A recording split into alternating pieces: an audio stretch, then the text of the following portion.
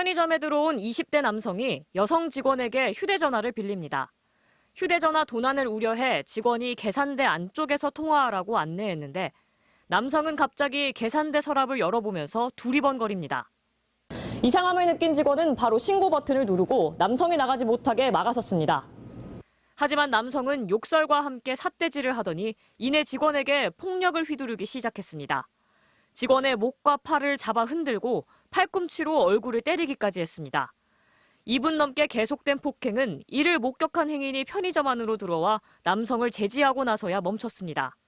활동적이고 성격도 되게 밝고 이런 애인데 너무 큰 충격을 받았는지 약간 조금 많이 무서워하고 이제 동년배 그 폭행을 했던 사람이랑 좀 비슷한 나이 또래를 보면 좀 많이 무섭다고.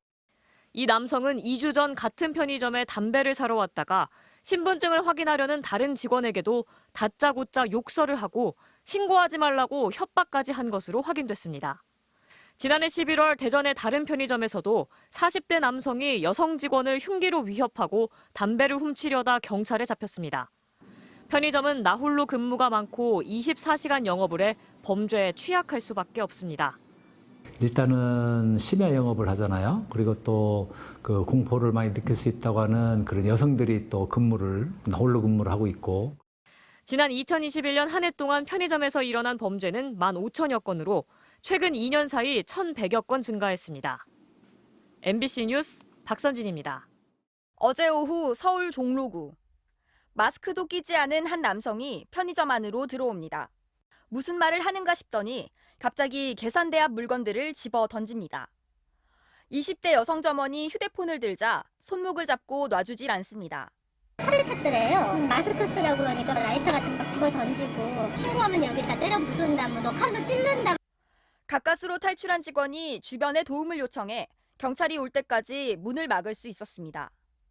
그러자 남성은 편의점 안에서 난동을 부립니다.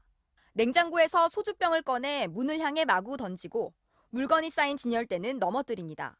심지어 옷을 벗고 몸에 소주를 뿌리는 이상행동까지 서슴지 않습니다.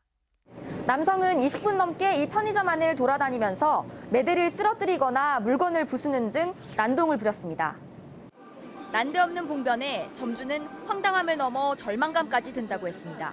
코로나로 인해서 근무자도 줄인 상태에서 이렇게 여성 근무자 혼자 있을 때 이런 난동 사태가 일어나서 저희도 너무 놀랐고요. 이렇게 어려운 사람이 왜 더 어렵게 하게 만드는지. 지난 24일 오전 서울 강동구의 한 편의점. 주황색 사우나복에 외투만 걸친 중년 남성이 들어옵니다. 음료수 값을 치르는가 싶더니 직원에게 종이컵을 내던집니다. 위협을 느낀 직원이 계산대 안으로 피했지만 남성은 음료수병을 추가로 가져와 계산하고 전부 바닥에 던져 깨뜨립니다. 직원에게 반말을 하다가 핀잔을 듣자 화풀이성 폭력을 시작한 겁니다. 반말을 처음부터 이제 계속 하셨고 약간 시비를 거는 듯하게 계속 참다가 저도 이제 반말로 응대를 했죠. 어린 놈이가 머리에 피도 안 말랐다.